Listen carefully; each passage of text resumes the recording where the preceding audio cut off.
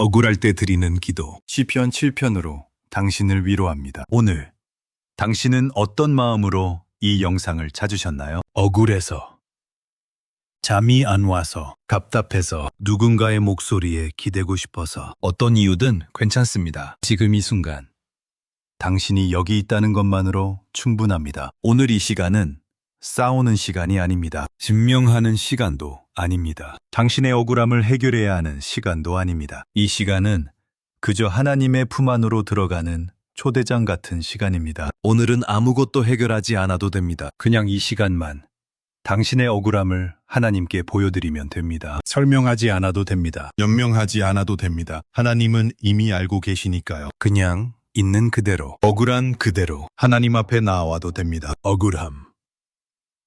이 감정은 참 복잡합니다. 화가 나면서도 슬프고, 분노하면서도 상처받고, 싸우고 싶으면서도 지쳐있고, 해명하고 싶으면서도 이미 아무도 믿어주지 않을 것 같고. 당신도 그런 마음이 아닌가요? 혹시 직장에서 그런 일을 겪으셨나요? 열심히 일했습니다. 최선을 다했습니다. 누구보다 성실하게 묵묵히 맡은 일을 해왔습니다. 그런데 어느 날 뒤에서 이상한 말이 돌고 있다는 것을 알게 됩니다. 내가 했던 일이 왜곡되어 전해지고 있었습니다. 내가 하지 않은 말이 내 입에서 나온 것처럼 소문이 나 있었습니다. 설명하려 해도 이미 사람들의 마음은 굳어져 있습니다. 아, 그 사람? 그런 사람이래. 한 문장으로 정리되어 버린 나. 억울합니다. 혹시 가정에서 그런 일을 겪으셨나요? 가족을 위해 최선을 다했습니다. 희생했습니다.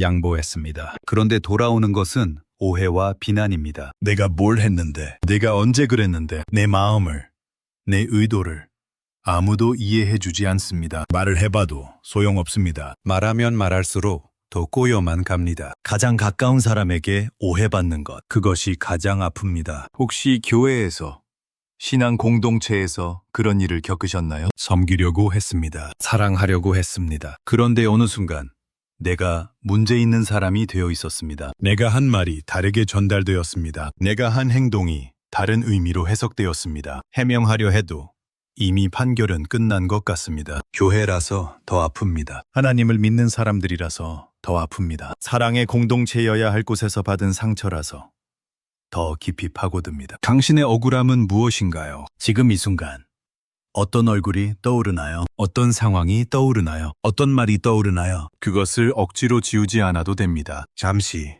그 감정을 느껴보세요. 가슴이 답답합니다. 속이 부글거립니다. 뭔가 목에 걸린 것 같습니다. 울컥하다가도, 화가 나다가도 허탈해집니다. 이 감정들이 뒤섞여 있습니다. 분노와 상처가 뒤섞여 있습니다. 화를 내고 싶은데 화를 내면 또 그러니까 네가 그런 사람이지 소리를 들을 것 같습니다. 가만히 있자니 내가 잘못을 인정하는 것 같습니다. 싸우자니 신앙인으로서 죄책감이 듭니다. 그냥 넘어가자니 내 안에서 무언가가 무너지는 것 같습니다. 어떻게 해야 할지 모르겠습니다. 그 마음 저는 압니다. 그리고 하나님도 아십니다. 시편 7편은 바로 그런 자리에서 나온 기도입니다. 다윗이 이 시편을 쓸 때 그는 억울한 상황에 있었습니다. 시편 7편의 서문에는 베냐민 사람 구시의 말로 말미암아 라는 표현이 있습니다. 정확히 어떤 사건인지는 알 수 없지만 분명한 것은 누군가의 말 때문에 다윗이 중상모략을 당했다는 것입니다. 거짓 비난, 근거 없는 공격,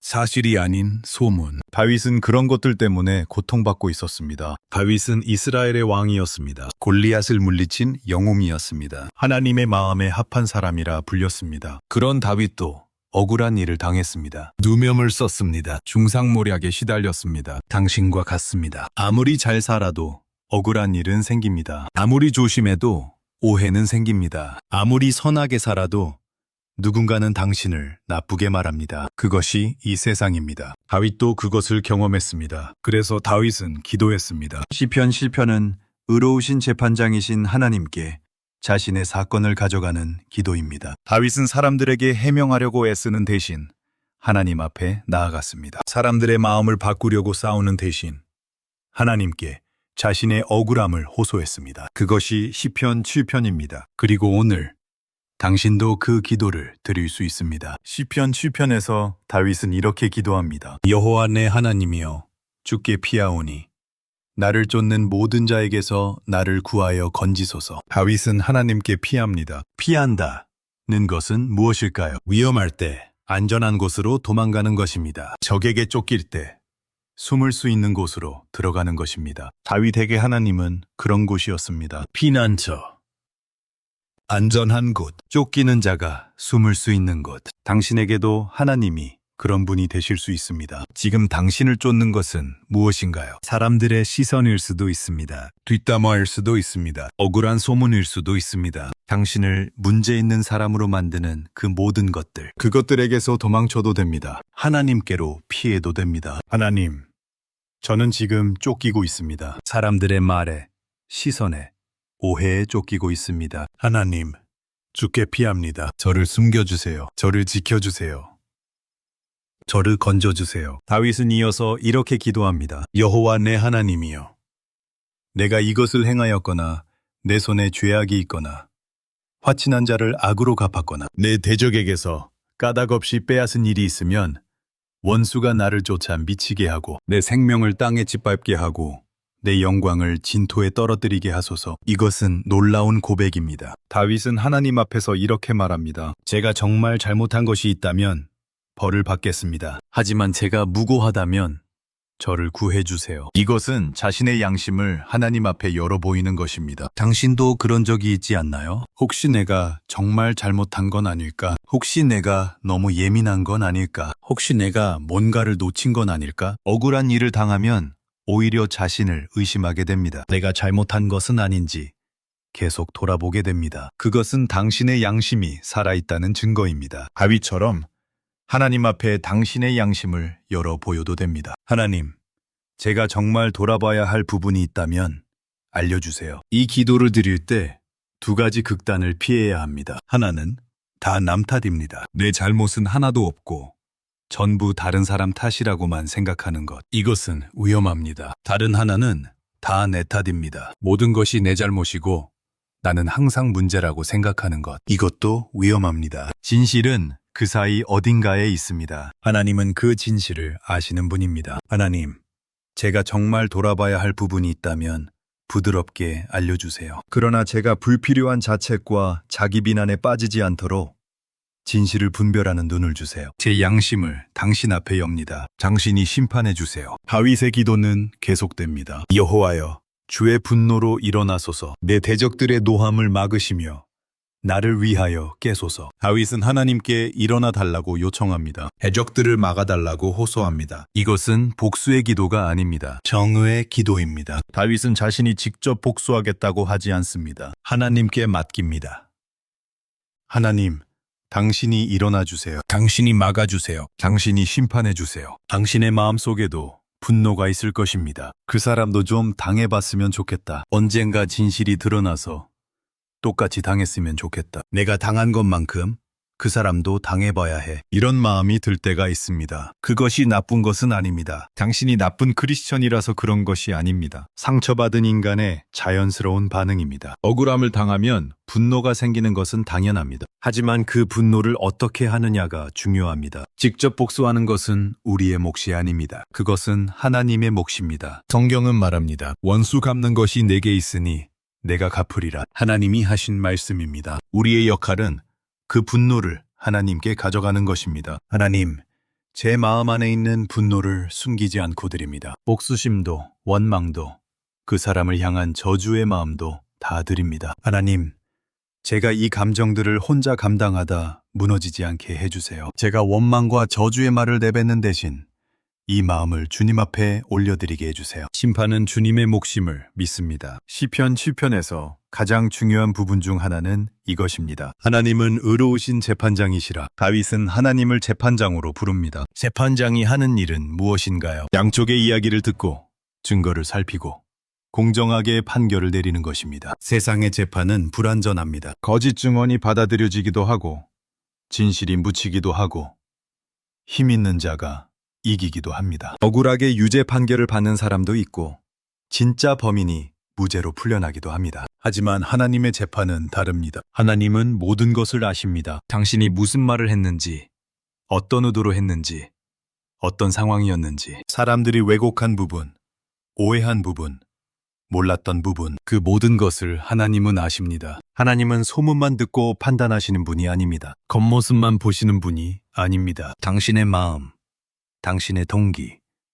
당신의 눈물까지 보시는 분입니다. 그런 분이 재판장이십니다. 당신의 사건을 그분께 가져가도 됩니다. 상상해 보세요. 법정에 서 있습니다. 재판장이 당신을 바라보십니다. 그분은 이미 모든 것을 알고 계십니다. 당신이 설명하기도 전에 당신의 상황을 다 알고 계십니다. 당신의 마음을 다 알고 계십니다. 그분이 말씀하십니다. 나는 안다. 네가 어떤 사람인지 안다. 네 마음이 어땠는지 안다. 네가 억울했던 것 안다. 그 재판장이 하나님이십니다. 하나님, 제 억울함을 주님의 법정 앞에 가져옵니다. 제 마음을 아시는 분 앞에 제 사건을 올려드립니다. 사람들은 저를 오해했지만 주님은 진실을 아십니다. 사람들은 저를 나쁘게 말했지만 주님은 제 마음을 아십니다. 하나님, 의로우신 재판장이시여, 저를 판결해 주세요. 억울할 때 우리는 해명하고 싶어집니다. 그게 아니라 내가 한 말은 이런 뜻이었어. 내가 그렇게 한 이유는 이거였어. 제발 내 말 좀 들어봐. 해명하고 또 해명합니다. 설명하고 또 설명합니다. 하지만 사람들은 듣지 않습니다. 이미 마음을 정해버린 사람들은 아무리 해명해도 믿지 않습니다. 지칩니다. 해명하다 지쳐 쓰러질 것 같습니다. 시편 7편이 우리에게 보여주는 길은 다릅니다. 끝까지 해명하고 싸우다 지쳐 쓰러지는 것이 아닙니다. 내 사건을 하나님께 가져가는 것입니다. 사람들에게 인정받으려고 모든 힘을 쏟는 대신 하나님께 인정받는 것에 마음을 두는 것입니다. 물론 쉽지 않습니다. 사람들의 시선이 신경 쓰입니다. 내 이름에 묻은 오명이 억울합니다. 진실이 밝혀지기를 원합니다. 그 마음은 당연합니다. 하지만 그것을 당신 혼자 감당하지 않아도 됩니다. 하나님께 맡겨도 됩니다. 언젠가 하나님의 때에 하나님의 방법으로 진실은 드러날 것입니다. 그것이 이 땅에서일 수도 있고 하나님 나라에서일 수도 있습니다. 하지만 분명한 것은 하나님은 진실을 아시고 언젠가 그것을 밝히실 것입니다. 그때까지 당신은 하나님께 맡기면 됩니다. 하나님, 제가 끝까지 내 힘으로 나를 변호하려고 매달리기보다 저를 의롭다 하실 수 있는 분께 제 사건을 맡깁니다. 언젠가 주님께서 가장 선한 때와 방법으로 진실을 드러내실 것을 믿습니다. 그때까지 저를 붙들어 주세요. 억울함을 하나님께 맡긴다고 해서 감정이 바로 사라지지는 않습니다. 솔직히 말씀드립니다. 기도했다고 해서 내일 아침 모든 것이 괜찮아지지는 않습니다. 그 사람을 만나면 여전히 마음이 불편할 것입니다. 그 상황을 생각하면 여전히 화가 날 것입니다. 밤에 잠들려고 하면 여전히 그 생각이 떠오를 것입니다. 그것은 당연합니다. 상처가 깊으면 치유에도 시간이 걸립니다. 중요한 것은 그때마다 다시 하나님께 가져가는 것입니다. 하루에 몇 번이고 그 생각이 올라올 것입니다. 그때마다 그것을 다시 하나님께 가져가세요. 하나님, 또 그 생각이 납니다. 다시 주님께 맡깁니다. 잠들기 전에 억울한 생각에 밀려올 때 짧은 기도로 마무리하세요. 하나님, 이 밤 저를 지켜주세요. 이 마음을 주님께 맡기고 잠듭니다. 아침에 눈을 떴을 때 또 그 생각이 떠오르면 다시 기도하세요. 하나님, 오늘 하루도 주님께 맡깁니다. 이것은 연습입니다. 하루아침에 되지 않습니다. 하지만 계속하다 보면 조금씩 마음이 가벼워집니다. 억울함이 사라지는 것은 아니지만 그것에 짓눌리지 않게 됩니다. 몇 가지 짧은 기도 문장을 드립니다. 언제든 이 문장들을 붙잡으세요. 하나님, 이 억울함을 다시 주님께 맡깁니다. 하나님, 제 마음을 지켜주세요. 하나님, 제가 무너지지 않도록 붙들어 주세요. 하나님, 오늘 하루만 버틸 힘을 주세요. 출근길 지하철에서 이 기도를 해도 됩니다. 운전하면서 이 기도를 해도 됩니다. 회사 화장실에서 잠시 이 기도를 해도 됩니다. 잠들기 전 침대에서 이 기도를 해도 됩니다. 언제 어디서든 하나님께 가져가세요. 예수님 이야기를 잠깐 하려 합니다. 예수님도 억울함을 아시는 분입니다. 예수님은 거짓 증언을 당하셨습니다. 하지 않은 말을 했다고, 하지 않은 일을 했다고 고발당하셨습니다. 재판정에서 억울하게 정죄당하셨습니다. 예수님은 조롱당하셨습니다. 침뱉음을 당하셨습니다. 때림을 당하셨습니다. 예수님은 가장 가까운 제자에게 배신당하셨습니다. 다른 제자들은 도망갔습니다. 혼자 남으셨습니다. 예수님은 억울하게 십자가에 달리셨습니다. 죄 없는 분이 죄인의 형벌을 받으셨습니다. 예수님은 억울함을 모르시는 분이 아닙니다. 가장 부당한 억울함을 겪으신 분입니다. 그래서 예수님은 당신의 억울함을 이해하십니다. 그래, 나도 알아. 그 마음 나도 겪어봤어. 이렇게 말씀하실 수 있는 분입니다. 예수님은 지금 당신 곁에 계십니다. 눈에 보이지 않지만 함께 계십니다. 당신의 억울함을 보고 계시고 당신의 마음을 아시고 당신의 손을 잡고 계십니다. 예수님, 주님도 억울한 재판과 거짓 비난을 견디셨기에 제 억울함을 누구보다 잘 아시는 줄 믿습니다. 주님께 제 마음을 엽니다. 주님께 제 억울함을 보여드립니다. 주님, 저의 마음에 주님의 평안을 나눠주세요. 이제 오늘 밤을 위한 기도를 드리려 합니다. 저는 당신에게 모든 것이 다 잘 될 것이다 라고 말하지 않겠습니다. 그것은 제가 약속할 수 있는 것이 아닙니다. 하지만 한 가지는 말할 수 있습니다. 오늘 밤 당신은 쉴 수 있습니다. 내일 그 사람을 어떻게 대할지는 내일 생각해도 됩니다. 그 상황을 어떻게 해결할지는 나중에 생각해도 됩니다. 오늘 밤만 하나님께 맡기고 쉬세요. 하나님, 오늘은 싸우기보다 맡기겠습니다. 하나님, 이 밤만 평안히 쉬게 해주세요. 하나님, 제 마음에 상처만 남지 않고 주님의 은혜의 흔적도 남게 해주세요. 앞으로 인생 전체를 한 번에 이겨낼 힘은 필요 없습니다. 오늘 하루, 지금 이 순간을 버틸 힘이면 충분합니다. 그 힘을 하나님께서 주실 것입니다. 마무리하려 합니다. 당신의 억울함은 하나님 앞에서 결코 가벼운 일이 아닙니다. 사람들은 모를 수 있습니다. 사람들은 오해할 수 있습니다. 사람들은 당신을 나쁘게 말할 수 있습니다. 하지만 하나님은 아십니다. 하나님은 진실을 아십니다. 하나님은 당신의 마음을 아십니다. 하나님은 당신의 눈물을 아십니다. 그리고 하나님은 당신의 편이 되어주십니다. 의로우신 재판장이신 하나님이 당신의 편이 되어주십니다. 언젠가 돌아보았을 때 오늘의 눈물이 헛되지 않았다는 것을 알게 될 것입니다. 언젠가 이 시간을 지나고 나면 하나님이 함께 계셨다는 것을 알게 될 것입니다. 지금은 보이지 않아도 괜찮습니다. 지금은 느껴지지 않아도 괜찮습니다. 하나님은 계십니다. 하나님은 아십니다. 하나님은 당신을 버리지 않으셨습니다. 시편 7편의 메시지를 함께 선언합니다. 하나님은 의로우신 재판장이시다. 하나님께서 내 억울함을 아신다. 하나님께서 나를 의롭게 하실 것이다. 하나님께서 내 편이 되어주신다. 이 선언이 오늘 밤 당신의 고백이 되기를 바랍니다. 하나님의 평안이 당신에게 임하기를 축복합니다. 오늘 밤 억울함을 하나님께 맡기고 편히 쉬세요. 당신은 혼자가 아닙니다. 샬롬.